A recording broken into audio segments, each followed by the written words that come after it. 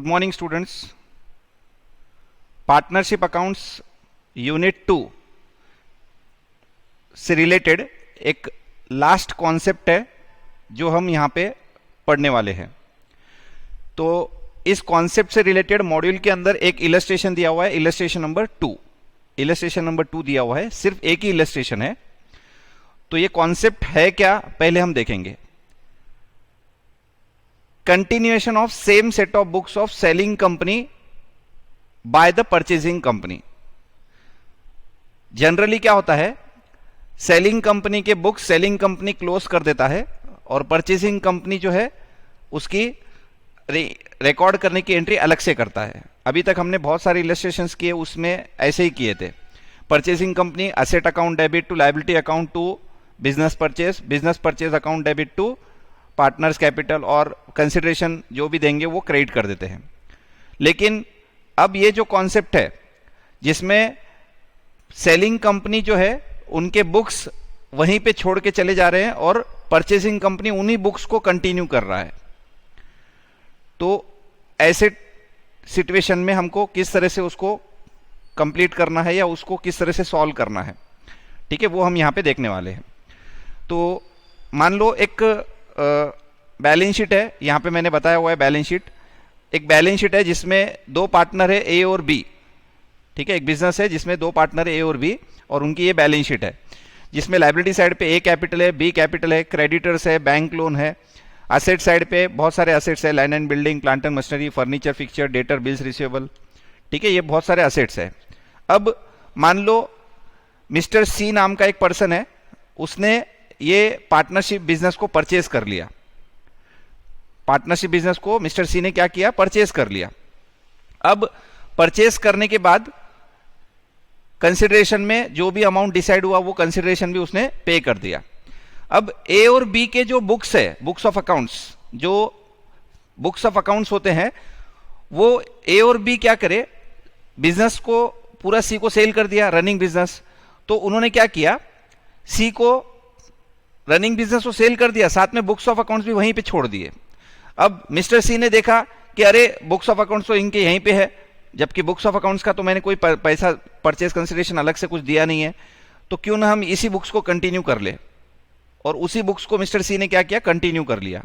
मतलब जो ए और बी के बुक्स में जो भी बैलेंसेस थे, ए कैपिटल, बी कैपिटल, वो सब बैलेंसेस अभी भी सी के बुक्स में है, ठीक है। तो इस सिचुएशन को अब हम किस तरह से प्रॉपर अकाउंटिंग करते वक्त कन्वर्ट करेंगे वो हमको यहां पे सीखना है, ठीक है। तो क्या क्या एडजस्टमेंट्स हमको करने पड़ेंगे वो यहां पे पहले मैं आपको डिस्कस करूंगा, फिर हम इलस्ट्रेशन नंबर 2 सॉल्व करेंगे, ठीक है। तो एडजस्टमेंट क्या क्या हमको करने पड़ेंगे जब कभी भी हम किसी सेलिंग कंपनी के बिजनेस के बुक्स ऑफ अकाउंट्स को कंटिन्यू करते हैं। परचेसिंग कंपनी अगर उसको कंटिन्यू करती है तो उसको किस तरह से हमको अकाउंटिंग करना है। Assets and liabilities not taken by purchasing firm but recorded in the books.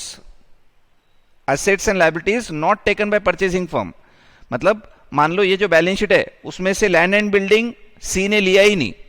सी ने बोल दिया मुझे लैंड एंड बिल्डिंग नहीं चाहिए, आप उसकी वैल्यू जो है बहुत ज्यादा बता रहे हो, मुझे लैंड एंड बिल्डिंग की रिक्वायरमेंट नहीं है, आप इसको आप ले लो, मतलब मुझे कंसिडरेशन इसका नहीं देना है।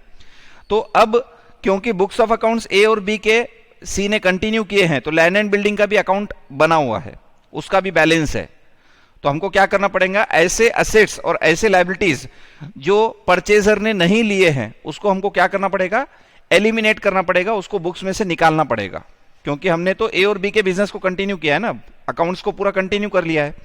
तो अगर आप उनके बुक्स ऑफ अकाउंट्स को कंटिन्यू करोगे तो आपको ऐसे एसेट्स और लायबिलिटी को बुक्स में से निकालना पड़ेगा जो आपने नहीं लिया है, ठीक है। तो पहला स्टेप मैंने क्या बताया, पहला एडजस्टमेंट कि assets and liability not taken by purchasing firm not recorded in the but recorded in the books. Record तो हुआ है बुक्स के अंदर, रिकॉर्डेड बुक्स में है, लेकिन वो लिए ही नहीं, परचेसिंग कंपनी ने लिया ही नहीं, मिस्टर सी ने नहीं लिया। तो क्या करना पड़ेगा, उसको एलिमिनेट करना पड़ेगा, उन असेट्स और लायबिलिटी को हमको बुक्स ऑफ अकाउंट से निकालना पड़ेगा, ठीक है। Assets and liability taken at book value मतलब बाकी मान लो example plant and machinery books में दिया हुआ है 20,000 और सी ने उसको 20,000 में ही लिया। क्रेडिटर मान लो 10,000, सी ने उसको 10,000 में ले लिया, ठीक है। जो मिस्टर सी है परचेजर, उसने असेट्स और लायबिलिटीज जो बुक वैल्यू पे लिए हैं उसके लिए तो हमको कोई एडजस्टमेंट्स करने की जरूरत नहीं है, बिकॉज वो अकाउंट तो उसी वैल्यू पे ऑलरेडी बने हुए हैं। ऑलरेडी ए और बी के जो बुक्स ऑफ अकाउंट्स है उसमें वो असेट्स और लायबिलिटी तो ऑलरेडी उसी वैल्यू पे है जिस वैल्यू पे सी ने लिया, तो उसके लिए उसके ऊपर कोई एडजस्टमेंट करने की जरूरत नहीं है। ठीक है। Point number 3, assets and liabilities taken at agreed value. अब पूरे के पूरे असेट्स और लायबिलिटी तो बुक वैल्यू पे लेना ऐसा कोई जरूरी नहीं है, क्योंकि मिस्टर सी जो है ये एक थर्ड पार्टी है, तो ए और बी कोशिश करेंगे कि बुक्स ऑफ अकाउंट्स में जो भी असेट्स और लायबिलिटी है उनकी रियल वैल्यू उनको मिले कंसिडरेशन के अंदर। तो मिस्टर सी ने क्या किया, फर्नीचर फिक्सचर जिसकी वैल्यू बुक्स में 10,000 है, बुक्स में 10,000 है, उसको मिस्टर सी ने 8,000 में एक्सेप्ट किया और ए और बी उसको देने को रेडी भी है। ए और बी वो फर्नीचर फिक्सचर की वैल्यू 8,000 भी एक्सेप्ट कर रहे हैं, बुक्स में भले ही 10,000 है, लेकिन मिस्टर सी ने उसको कितने में लिया, 8,000 में। इसको बोलते हैं एग्रीड वैल्यू। ठीक है। तो सर्टेन असेट्स कम वैल्यू पे लेंगे, सर्टेन असेट्स ज्यादा वैल्यू पे लेंगे, तो ऐसे एडजस्टमेंट्स हमको असेट्स और लायबिलिटी में करने पड़ेंगे, बिकॉज ए और बी के बुक्स ऑफ अकाउंट्स हमने कंटिन्यू किए हुए हैं, तो मेरे जो कंटिन्यूएशन बुक्स ऑफ अकाउंट्स है उसमें फर्नीचर एंड फिक्सचर कितने का रहेगा, 10,000 का, लेकिन लिया कितने में था, 8,000 में। तो इसको हमको क्या करना पड़ेगा, 2,000 से डिक्रीज करना पड़ेगा। मान लो इसका उल्टा, फर्नीचर फिक्सचर बुक्स में है 10,000 और सी ने कितने में लिया उसको, 15,000 में। सी ने ए और बी के साथ एक एक असेट का वैल्यूएशन करते हुए फर्नीचर फिक्सचर कितने में लिया, 15,000 में। In this case we have to increase the value of furniture and fixture by 5,000। Books में तो 10,000 है ना। देखो तुमने यहां पे प्रॉब्लम क्या हुआ कि बुक्स ऑफ अकाउंट्स ए और बी के कंटिन्यू कर लिए और असेट्स और लायबिलिटीज का आपने एक एक असेट और लायबिलिटी का वैल्यू किया हुआ है। मिस्टर सी ने क्या किया, उसकी वैल्यूएशन किया और उसके हिसाब से उसने लिया। तो अब हमको क्या करना पड़ेगा, अगर बुक वैल्यू से ज्यादा में लिया तो असेट की वैल्यू या लायबिलिटी की वैल्यू को इंक्रीज करना पड़ेगा। ठीक है। और अगर बुक वैल्यू से कम में लिया तो असेट और लायबिलिटी की वैल्यू को क्या करना पड़ेगा, डिक्रीज करना पड़ेगा। If assets and liability taken at agreed value, then if the asset is taken at increased value, you have to increase that value. If asset and liability is taken at decreased value, you have to decrease that value. ठीक है, उसको increase और decrease करना पड़ेगा, उसका adjustment करना पड़ेगा। Next point, unrecorded assets and liability. Unrecorded asset and liabilities. अब मान लो कोई असेट या लायबिलिटी अनरिकॉर्डेड है और उसको मिस्टर सी ने लिया है, किसका वो अनरिकॉर्डेड असेट या लायबिलिटी, ए और बी का है, और उसको मिस्टर सी ने लिया, परचेजर ने लिया। तो ऐसे केस में हमको उसको इनकॉर्पोरेट करना पड़ेगा, बिकॉज वो तो रिकॉर्ड ही नहीं है जबकि हमने लिया। मान लो ये पार्टनरशिप फर्म जो है ए और बी का, इसमें लायबिलिटी साइड पे एक लायबिलिटी रिकॉर्ड ही नहीं की वाली है। एम्प्लॉय को कंपनसेशन देना है 2,000 रुपए का, जो कि रिकॉर्ड ही नहीं किया हुआ है। अब मिस्टर सी ने बोला मैं आपका बिजनेस खरीद रहा हूं और वो अनरिकॉर्डेड लायबिलिटी मुझे पे करनी पड़ेगी।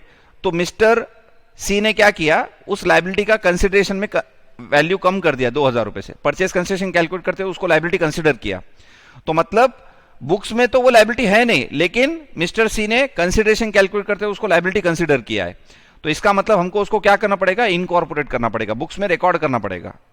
तो ऐसा असेट जो बैलेंस शीट में या ए और बी के फर्म के बैलेंस शीट में रिकॉर्ड नहीं है, या ऐसी लायबिलिटी जो रिकॉर्ड नहीं है, लेकिन मिस्टर सी ने उसको परचेज कंसिडरेशन कैलकुलेट करते वक्त कंसिडर किया हुआ है, तो वैसे असेट और लायबिलिटी को हमको रिकॉर्ड करना पड़ेगा। ठीक है। और अगर अनरिकॉर्डेड असेट या लायबिलिटी है और वो टेकन नॉट टेकन है, मिस्टर सी ने उसको लिया ही नहीं और रिकॉर्ड भी नहीं है बैलेंस शीट के अंदर, तो वो तो बुक्स ऑफ अकाउंट्स में उसका अकाउंट ही नहीं रहेगा, तो उसको तो हमको कुछ भी करने की जरूरत नहीं है, इग्नोर। समझ में आ रहा है क्या क्या बता रहा हूं मैं। अनरिकॉर्डेड असेट और लायबिलिटी अगर परचेजर ने लिया तो उसको इनकॉर्पोरेट करना पड़ेगा, अगर परचेजर ने नहीं लिया तो उसको हमको कोई एंट्री वगैरह करने की जरूरत नहीं है, because already books of accounts में वो एंट्री है ही नहीं, वो असेट या लायबिलिटी रिकॉर्ड ही नहीं है। तो रिकॉर्ड ही नहीं है तो उसका लेजर ही नहीं बना हुआ है, और हमने वैसे भी नहीं लिया उसको, परचेजर ने उसको लिया भी नहीं है, तो उसको हमको इग्नोर करना है। ठीक है। और अगर कोई रेवेन्यू आइटम्स है, रेवेन्यू आइटम्स, ठीक है, रेवेन्यू आइटम्स मतलब ट्रेडिंग पीएनएल अकाउंट से रिलेटेड आइटम्स, एक्सपेंस या इनकम्स, तो उसको भी हमको बुक्स ऑफ अकाउंट से क्या करना पड़ेगा, एलिमिनेट करना पड़ेगा, उसको भी बुक्स ऑफ अकाउंट से एलिमिनेट करना पड़ेगा। ठीक है। तो ये पूरा का पूरा हमारा बेसिक्स है जो हमको ध्यान में रखना है जब भी हम क्या करेंगे, परचेजर जो है सेलिंग कंपनी के बुक्स ऑफ अकाउंट्स को कंटिन्यू करेगा। ठीक है। तो ये थोड़ा सा कॉम्प्लिकेटेड है, एकदम डिफरेंट कॉन्सेप्ट है। अगर हम सीधा सीधा देखें कि अगर सेलिंग कंपनी के बुक्स ऑफ अकाउंट्स परचेजर नहीं कंटिन्यू करता है तो बहुत सिंपल अकाउंटिंग है। परचेजर सीधा सीधा क्या करेगा, जो असेट्स लिया, जो लायबिलिटी लिया उसको रिकॉर्ड करेगा और क्रेडिट में क्या करेगा, जो जो कंसिडरेशन में दिया वो क्रेडिट कर देगा सिंपली। लेकिन अगर सेलिंग कंपनी के बुक्स को परचेजर कंटिन्यू करता है तो उसको बहुत सारे एडजस्टमेंट्स करने पड़ेंगे, बहुत सारे एडजस्टमेंट्स करने पड़ेंगे। वो एडजस्टमेंट्स मैंने यहां पे बताए। पहला क्या बोला मैंने, assets and liability not taken by the purchasing firm. अगर कोई एसेट या लायबिलिटी जो बुक्स में रिकॉर्ड है लेकिन परचेसिंग फर्म उसको नहीं लेता है, उसको हमको बुक्स ऑफ अकाउंट से एलिमिनेट करना पड़ेगा, उसको निकालना पड़ेगा। ठीक है, assets and liability taken at book value, no adjustment is required. आपके बुक्स में कोई एसेट या लायबिलिटी रिकॉर्ड है, उसको हमने एक्सेप्ट किया हुआ है, परचेसर ने उसने ले लिया उसको और वो भी बुक वैल्यू पे लिया है, no adjustment is required. If asset and liability is taken at agreed value, अगर कोई एसेट और लायबिलिटी जो बुक्स में रिकॉर्ड है और उसको हम इंक्रीज या डिक्रीज वैल्यू पे लेते हैं, इंक्रीज या डिक्रीज वैल्यू पे परचेजर उसको खरीदता है, तो ऐसे केस में हमको क्या करना पड़ेगा, अगर इंक्रीज वैल्यू पे खरीदता है तो इसको इंक्रीज करो, डिक्रीज वैल्यू पे खरीदता है तो उसको डिक्रीज करो। ठीक है, unrecorded assets and liabilities, balance sheet में रिकॉर्ड नहीं है, उसके बुक्स ऑफ अकाउंट्स में उसका कोई अकाउंट नहीं बना हुआ है, अगर ऐसा एसेट या लायबिलिटी परचेजर लेता है तो उसको इनकॉर्पोरेट करना पड़ेगा, अगर नहीं लेता है तो कुछ नहीं करना है, इग्नोर कर दो। ठीक है, आइटम्स रिलेटेड टू रेवेन्यूज, ये भी हमको पूरी तरह से एलिमिनेट करना है। ठीक है, एक्सपेंसेस, इनकम, लॉसेस वगैरह पूरे क्या करने पड़ेंगे, एलिमिनेट करने पड़ेंगे। ठीक है, तो ये एक कॉन्सेप्ट है, continuation of same set of books of selling firm by the purchasing firm. इसका इलस्ट्रेशन नंबर 2 मॉड्यूल में दिया हुआ है, तो वो हम अभी सॉल्व करेंगे। ठीक है, तो सभी लोग निकालो module illustration number 2, unit number 2 में दिया हुआ है, पार्टनरशिप अकाउंट्स यूनिट नंबर 2 में इलस्ट्रेशन नंबर 2। ठीक है, और यहां पे ये जो इलस्ट्रेशन नंबर 2 है उसके ब्रैकेट में आप क्या करो, ऐसे लिख के रख लो, continuation of same set of books of selling company by purchasing company, continuation of same set of books, continuation of same set of books of selling company by purchasing company। ठीक है, या seller by continuation of same set of books by of seller by purchaser. ठीक है, continuation of same set of books of seller by purchaser, ठीक है, illustration number 2 है, तो वो अभी हम यहां पे देखने वाले हैं। रेडी है सबके पास? ऑन 31 मार्च 2012, देखो डेट बहुत इंपॉर्टेंट है इस क्वेश्चन के अंदर। 31 March 2012, Shri Raman acquire on payment of 80,000 the business of messrs Gupta and Singh, taking over at book value the following assets and liabilities. तो 31 मार्च 2012 को श्री रमन नाम का पर्सन है जिसने क्या किया, एक बिजनेस परचेज किया 80,000 में, 80,000 डायरेक्टली लमसम अमाउंट दे दिया है, purchase consideration given in lump sum amount. 80,000 के यहां पे एरो मार के लिख दो, PC given in lump sum amount, PC given in lump sum amount. ठीक है, और रमन ने क्या किया है, messrs Gupta and Singh, messrs Gupta and Singh का जो बिजनेस है उसको खरीद लिया है 80,000 में। ठीक है, taken over at book value, ये भी एक बहुत इंपॉर्टेंट पॉइंट है, इसको भी क्या करो, अंडरलाइन कर लो, बुक वैल्यू पे लिया हुआ है, बुक वैल्यू पे। 31 मार्च को रमन ने 80,000 रुपए में Shri Gupta and Singh, messrs Gupta and Singh का बिजनेस बुक वैल्यू पे ले लिया है। ठीक है, फॉलोइंग एसेट्स एंड लायबिलिटीज, क्या क्या लिए हैं वो भी क्लियरली लिस्ट दी वाली है। डेटर को 35,000 पे लिया है, फर्नीचर को 3,000 पे, स्टॉक को 46,000 पे और क्रेडिटर को 10,000 पे। There was no change between 1st January 2012 and 31st March 2012 in the book value of assets and liability not taken over। ये भी एक अच्छा पॉइंट है, जो असेट और लायबिलिटी मिस्टर रमन ने नहीं लिए हैं, मिस्टर रमन ने जो असेट एंड लायबिलिटी नहीं लिए हैं, उसकी वैल्यू में कोई चेंज नहीं हुआ है 1 जनवरी और 31 मार्च के बीच में। देखो हमको जो बैलेंस शीट दी हुई है वो दिसंबर 2011 का दिया हुआ है। नीचे देख लो, यहां पे दिया हुआ है बैलेंस शीट ऑफ 31 दिसंबर 2011। ठीक है, 31 दिसंबर का है ये 11 का। इसको हम एक तरह से बोल सकते हैं 1 जनवरी 2012। ये बैलेंस शीट कब की दी हुई है? 1 जनवरी 2012। ठीक है, और श्री रमन ने बिजनेस कब एक्वायर किया? 31 मार्च 2012, मतलब 3 मंथ्स के बाद। 3 मंथ्स के बाद में बिजनेस एक्वायर हुआ है। श्री रमन ने बिजनेस को एक्वायर कब किया है? 31 मार्च 2012। तो इसका मतलब 1 जनवरी 2012 से 31 मार्च 2012 तक पार्टनरशिप फर्म ने कंटिन्यू किया। ठीक है, फर्म कंटिन्यू किया, और उसके बाद रमन ने लिया। और नीचे जो इंफॉर्मेशन है वो हमको कहां तक दी वाली है? देखो, ये 31 दिसंबर का ट्रायल बैलेंस दिया हुआ है, 31 दिसंबर 2012। इसका मतलब 31 दिसंबर 2012। तो रमन ने 9 मंथ्स तक बिजनेस को कंटिन्यू किया खरीदने के बाद, और फर्म ने 3 मंथ्स तक कंटिन्यू किया। फर्स्ट 3 मंथ्स किसने? फर्म ने कंटिन्यू किया, गुप्ता और सिंह ने। उसके बाद सडनली बिजनेस को रमन को बेच दिया गया, कितने में? 80,000 में। और रमन ने क्या किया?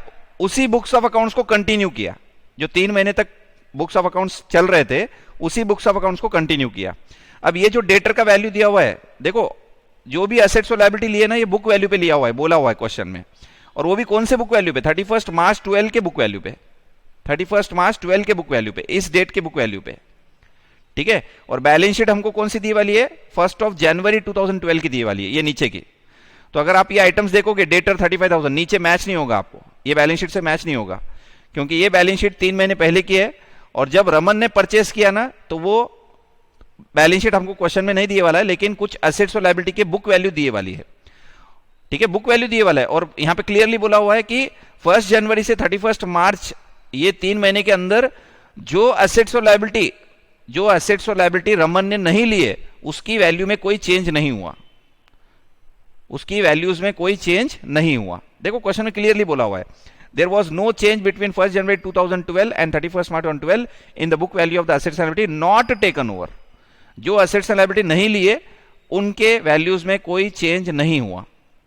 ठीक है, आगे, the same set of books has been continued after the acquisition and no entry of acquisition have been passed.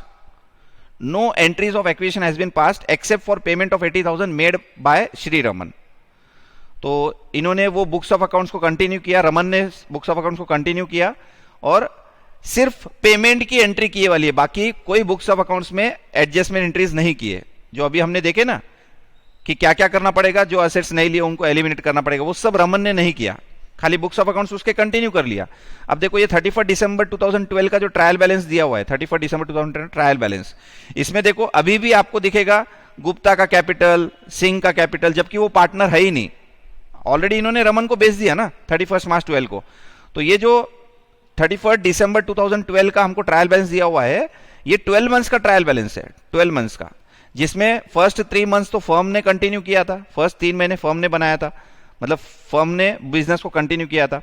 जैसे ही 3 महीने हो गए, रमन ने ऑफर दिया कि हम तुम्हारा बिजनेस पूरा 80,000 में खरीदने को तैयार है, और फर्म को लगा कि बेच देना चाहिए, उन्होंने बेच दिया। ठीक है, तो रमन ने कितने महीने बुक्स ऑफ अकाउंट्स, मतलब बुक्स ऑफ अकाउंट्स लेने के बाद रमन ने उस बिजनेस को कंटिन्यू किया ईयर एंडिंग तक, 31 दिसंबर 12 तक। ठीक है, तो रमन ने 9 मंथ्स एक्चुअली बिजनेस चलाया, लेकिन बुक्स ऑफ अकाउंट्स कितने हैं? पूरे 12 महीने के हैं। और फर्म ने कितने महीने चलाया? 3 मंथ्स। उसके बाद रमन को उसने बेच दिया।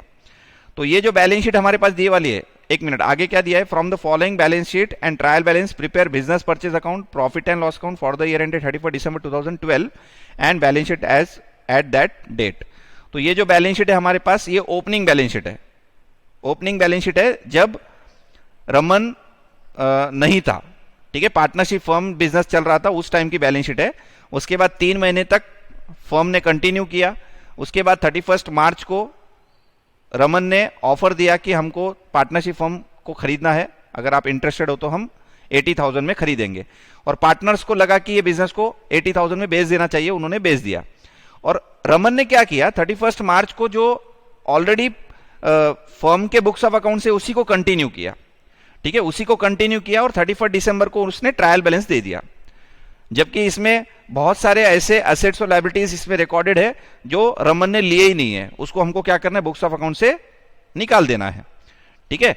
और ये जो कैपिटल अकाउंट्स है वगैरह वो भी निकालने हैं हमको, बुक्स ऑफ अकाउंट से पूरे निकाल देना है। अभी क्यों है, अभी ट्रायल बैलेंस में क्यों है, because books of accounts continue किए गए, सेलिंग फर्म के बुक्स ऑफ अकाउंट्स को कंटिन्यू किया गया, इसलिए ट्रायल बैलेंस के अंदर सभी अकाउंट्स के बैलेंसेस यहाँ पे हमको दिखेंगे, ठीक है।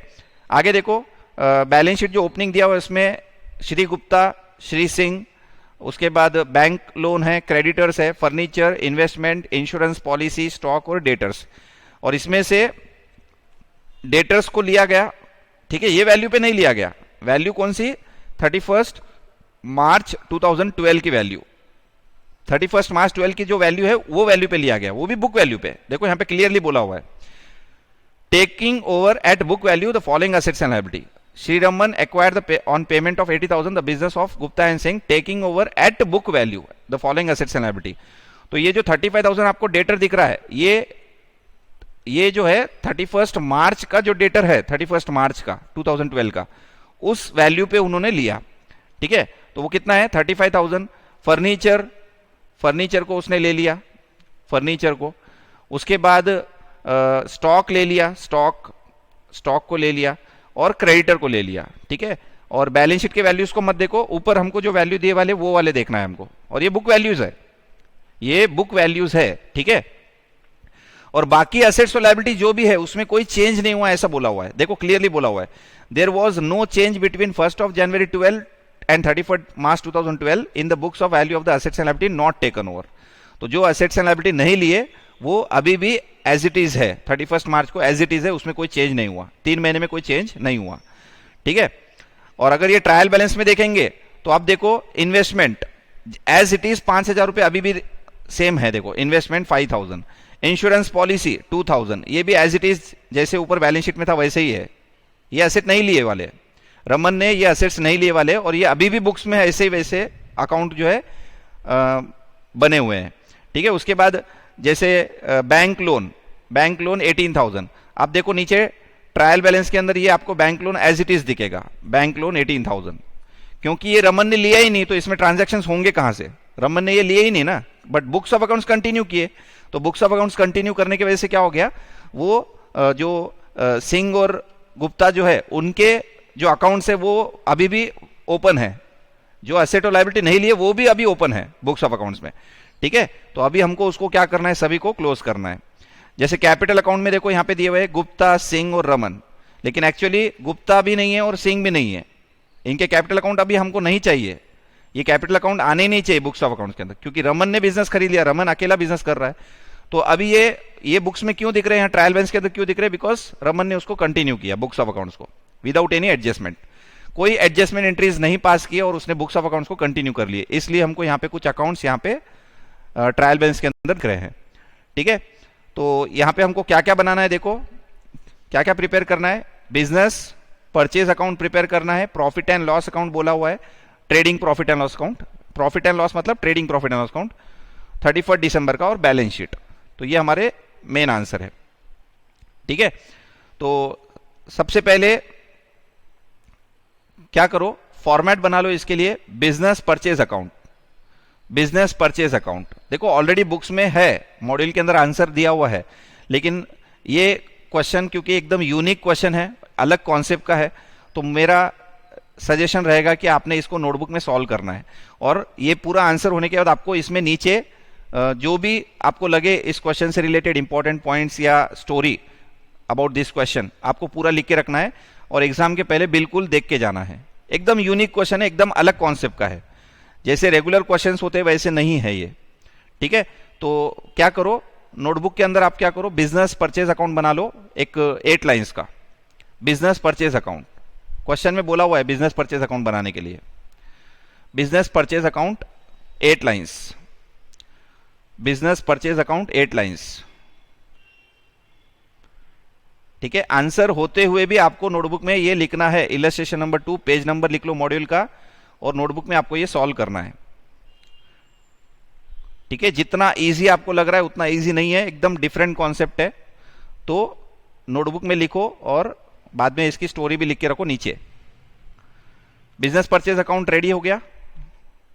बिजनेस परचेज अकाउंट 8 लाइंस बना लो, बना लो।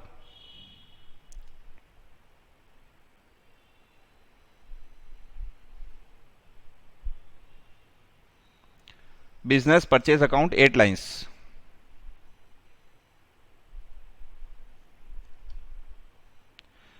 उसके बाद एक 12 लाइंस का trading and profit and loss account. 12 lines trading and profit and loss account for the year ended 31 December 2012। Trading and profit and loss account for the year ended 31 December 2012। Trading and profit and loss account for the year ended 31 December 2012।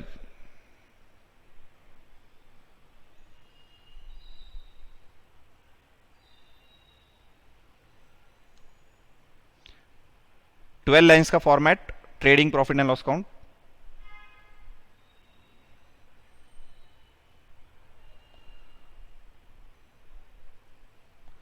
और उसके बाद नीचे क्या करो, balance sheet बना लो as on 31 December 2012, 8 lines. Balance sheet as on 31 December 2012, 8 lines. Balance sheet as on 31 December 2012, 8 lines.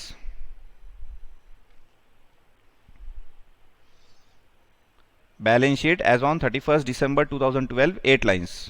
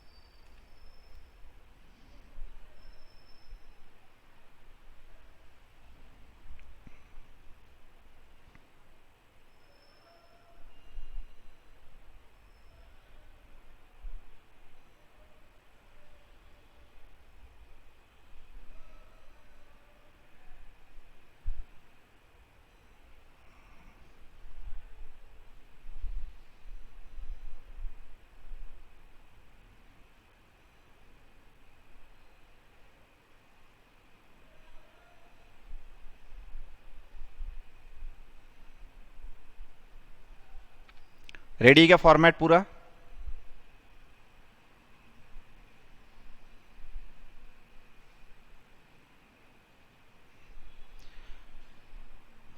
चलो now देखो, क्वेश्चन में हमको ट्रायल बैलेंस दिया हुआ है 31 December 12 का, ठीक है, जिसमें अगर आप देखोगे तो बिजनेस परचेज अकाउंट 80,000 से डेबिट दिया हुआ है।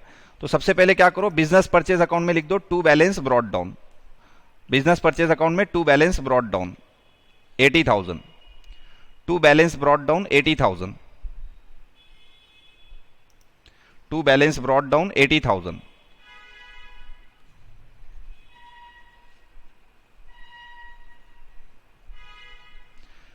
हो गया क्या? 80,000 लिख दिया, टू बैलेंस ब्रॉट डाउन, ठीक है। उसके बाद अब हम क्या करेंगे, जो जो एसेट्स और लायबिलिटीज नहीं लिए हुए हैं उनको हम क्या करेंगे, बुक से एलिमिनेट करेंगे, निकाल देंगे।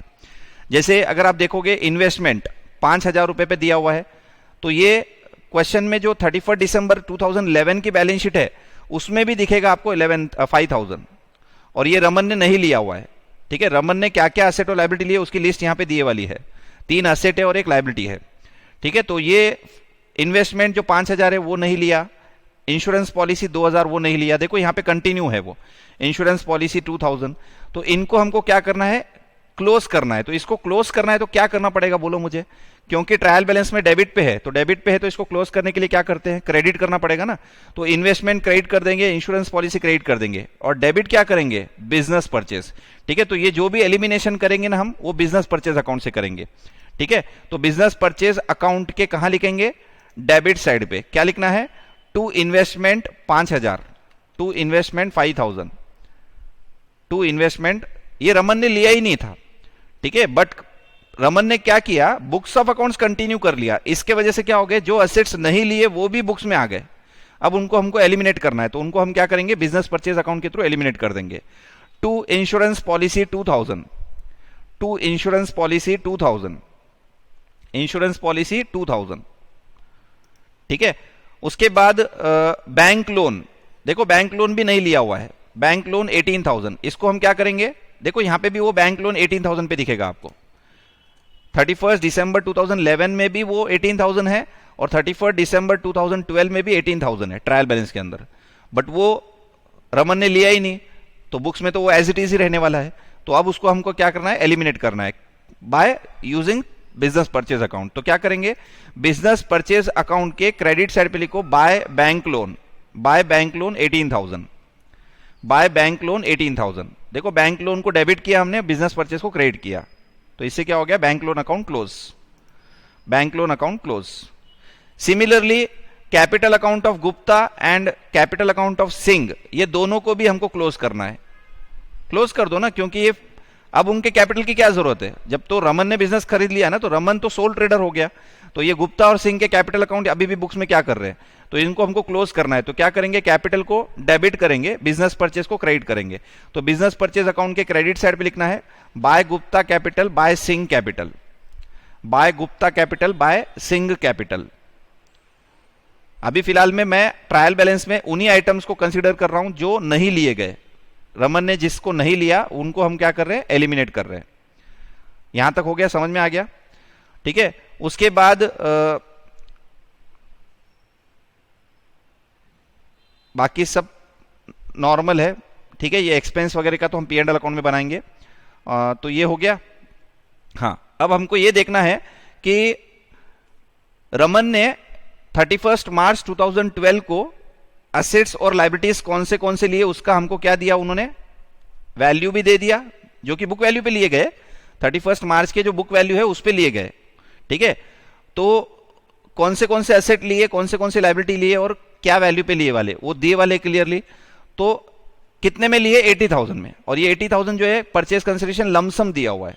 तो अब हमको ये चेक करना पड़ेगा कि नेट एसेट कितना होता है और परचेज कंसिडरेशन कितना है, मतलब यहां पे गुडविल आने वाला है या कैपिटल रिजर्व आने वाला है, वो हमको चेक करना पड़ेगा, ठीक है। तो एक अलग से इसकी वर्किंग नोट बनाएंगे हम, कैलकुलेशन ऑफ गुडविल और कैपिटल रिजर्व, एक अलग से वर्किंग नोट बनाएंगे कि कंसिडरेशन ज्यादा है या नेट एसेट ज्यादा है, और अगर एग्जैक्ट मैच हो रहे तो कोई प्रॉब्लम ही नहीं है, ठीक है। तो पहले हमको ये चेक करना पड़ेगा कि कंसिडरेशन का अमाउंट नेट एसेट से ज्यादा है या कम है या इक्वल है। तो इसलिए हम एक वर्किंग नोट बनाएंगे, कैलकुलेशन ऑफ गुडविल और capital reserve, calculation of goodwill और capital reserve. Simple, left side में सीरियल नंबर, राइट साइड में rupees column. Point number A, assets taken over, 3 assets लिए गए, असेट्स टेकन ओवर के अंदर 3 assets है, और कौन से वैल्यू लिए वाले, वो जो बुक वैल्यू उन्होंने दी वाली है वो वैल्यू पे लेना है, 46, 35 और 3000, 46,000, 35,000 और 3000, 46,000, 35,000 और 3000, 46,000, 35,000 और 3000।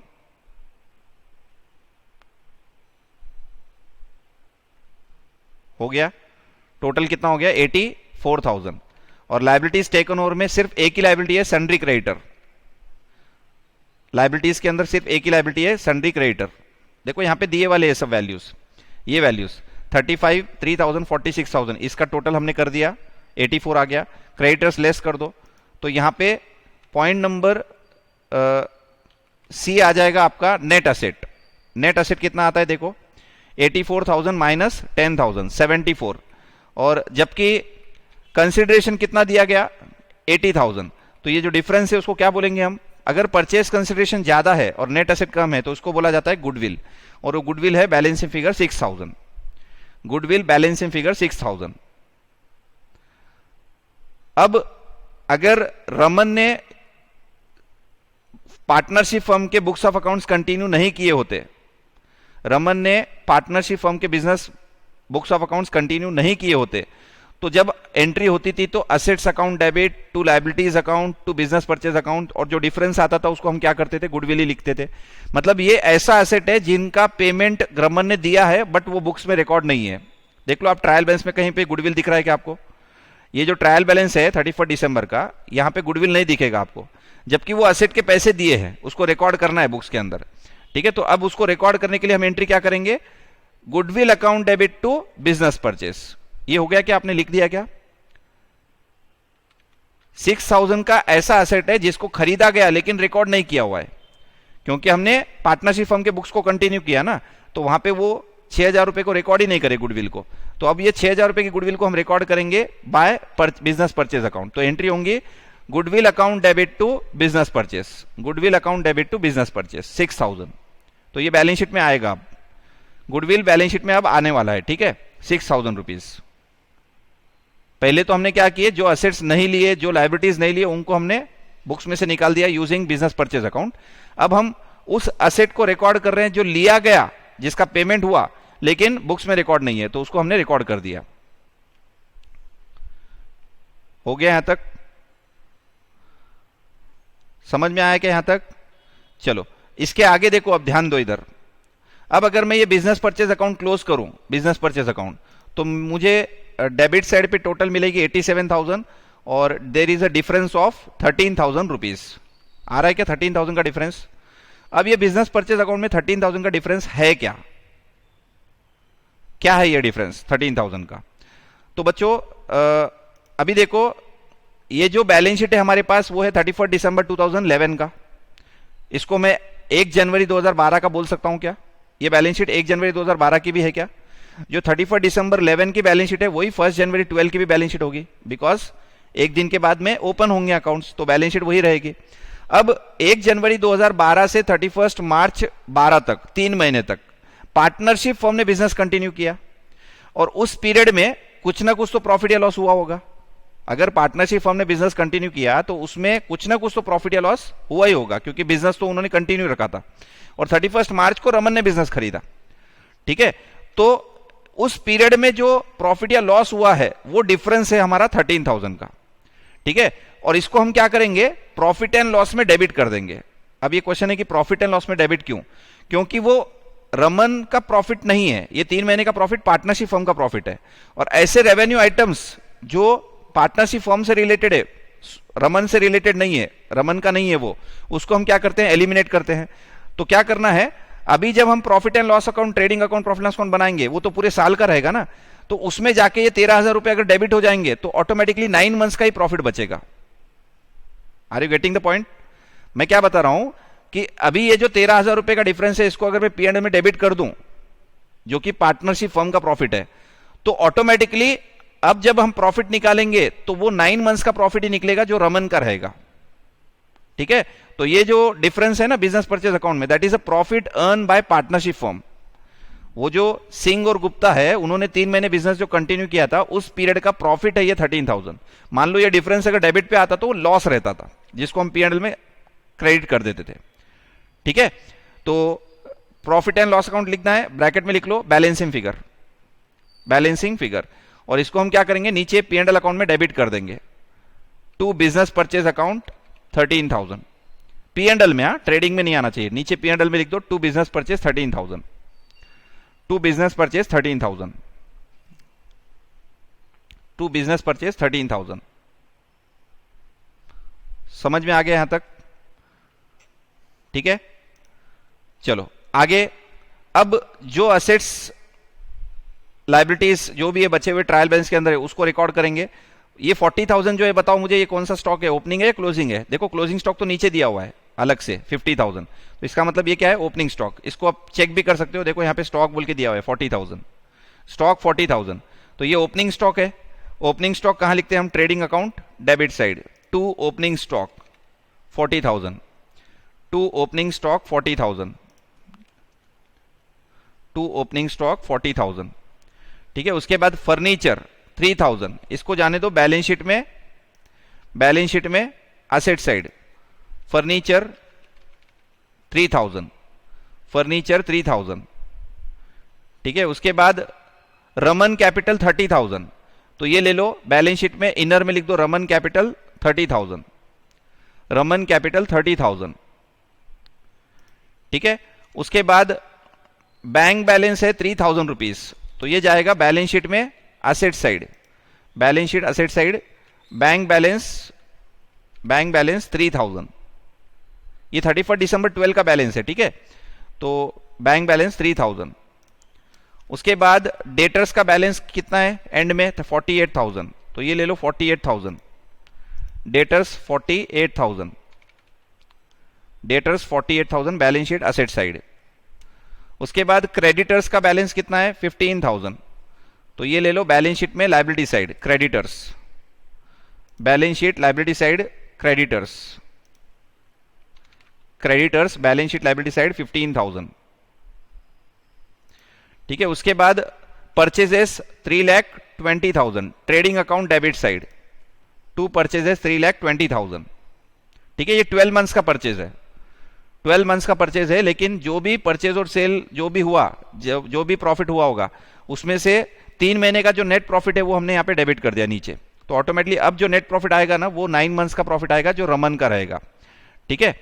चलो उसके बाद में आगे परचेजेस लिख दिया गया 320 ट्रेडिंग के डेबिट पे, एक्सपेंसेस 12,000, इसको ले लो P and L account debit side, expenses P and L account debit side, to expenses 12,000, P and L account debit side to expenses 12,000। उसके बाद सेल्स कितना है, सेल्स 4 लाख, तो सेल्स ले लो trading account credit side 4 lakh, trading account credit side 4 lakh. और नीचे closing stock दिया हुआ है 50,000, तो क्लोजिंग स्टॉक 50,000 जो है उसके दो इफेक्ट देंगे हम, ट्रेडिंग अकाउंट क्रेडिट साइड और बैलेंस शीट असेट साइड। तो ट्रेडिंग अकाउंट क्रेडिट साइड पे लिखो by closing stock 50,000, by closing stock 50,000, और बैलेंस शीट में लिखो असेट साइड पे stock in trade 50,000, stock in trade 50,000, stock in trade 50,000, ठीक है। और ये जो गुडविल है 6,000 का वो भी रिकॉर्ड करना है बैलेंस शीट में, तो लिख दो असेट साइड पे गुडविल 6,000, गुडविल 6,000, गुडविल 6,000। अब trading profit and loss account में पहले निकालो ग्रॉस प्रॉफिट 4,50,000 टोटल है, उसमें से डेबिट के 2 आइटम माइनस कर दो तो ग्रॉस प्रॉफिट आ जाएगा 90,000, that is a 12 months profit. Gross profit जो आया है 90,000 that is a 12 months gross profit, ठीक है। तो उसको नीचे ले लो by gross profit 90,000, by gross profit 90,000। और अब जो आएगा balancing figure that is a रमन प्रॉफिट ऑफ 9 मंथ्स, क्योंकि हमने ये जो 13,000 डेबिट किया है ना ये 3 महीने का प्रॉफिट है पार्टनरशिप फर्म का, कहां से कहां तक का, जनवरी 1 से लेके 31 मार्च तक का। तो to net profit 65,000, to net profit 65,000, to net profit 65,000। तो ये क्या करो बैलेंस शीट में कैपिटल में ऐड कर दो, add net profit 65,000, add net profit 65,000, तो टोटल बैलेंस शीट का कैपिटल अकाउंट का कितना हो जाएगा 95,000, 95,000, ठीक है। और फिर आपको बैलेंस शीट का टोटल करना है 1,10,000, चेक कर लो बरोबर आ रहा है क्या, 1,10,000 टोटल आ रहा है, 1,10,000 balance sheet. Asset side check करो, असेट साइड पे चेक करो कितना आ रहा है, इज इट 1,10,000, 1,10,000 आ गया। अब मॉड्यूल के अंदर देखो उन्होंने एक और वर्किंग नोट बना के दिया हुआ है गुडविल के अलावा, तो वो क्या है, ठीक है, उसकी रिक्वायरमेंट नहीं है बट फिर भी मैं आपको बता रहा हूं कि ये जो हमने 13,000 निकाला ना यहाँ पे बिजनेस परचेज अकाउंट के अंदर बैलेंसिंग फिगर बोल के, उसको उन्होंने क्या किया वर्किंग नोट बना के बताया कि 13,000 कैसे आ रहा है। देखो बैलेंस शीट के अंदर 2011 की जो बैलेंस शीट है 31 दिसंबर की और 31 मार्च 12 की बैलेंस शीट जो कि क्वेश्चन में नहीं दिए वाली है, तो ये जो दो बैलेंस शीट है इसमें कौन से एसेट्स और लायबिलिटी में चेंजेस हुआ है उसके बारे में क्वेश्चन में बोला हुआ है।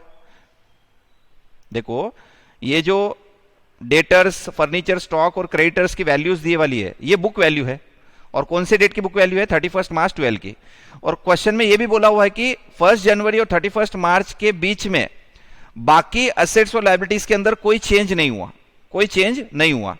तो अगर मैं 1 जनवरी दैट इज 31 दिसंबर 2011 का बैलेंस शीट जो है वो 1 जनवरी का बैलेंस शीट है, अगर ये चारों असेट्स की वैल्यू, चारों 3 असेट और एक लायबिलिटी की, अगर मैं ये 1 जनवरी की जो बैलेंस शीट है हमारे पास 2012 की, इन वैल्यू से अगर कंपेयर करूं तो अगर आपका नेट एसेट बढ़ के आता है तो वो प्रॉफिट है, और अगर नेट एसेट कम होता है तो वो लॉस है। ठीक है, तो हम 3 महीने का जो प्रॉफिट है वो इस तरह से भी निकाल सकते हैं। देखो कैसे, सबसे पहले तो मैंने क्या किया, 1 जनवरी का एक कॉलम बनाया और 31 मार्च का एक कॉलम। डेटर्स के अंदर 1 जनवरी 30,000 था, लेकिन 31 मार्च को 35,000। उसके बाद स्टॉक की वैल्यू 40,000 थी 1 जनवरी को, लेकिन 31 मार्च को 46,000। फर्नीचर की वैल्यू 3,000, यहां पे भी 3,000, नो चेंज। ठीक है, उसके बाद उसकी टोटल कर लो, उसमें से लायबिलिटी साइड के अमाउंट को क्रेडिटर को लेस कर दो। 1 जनवरी को 12,000 रुपए था और 31 मार्च को 10,000।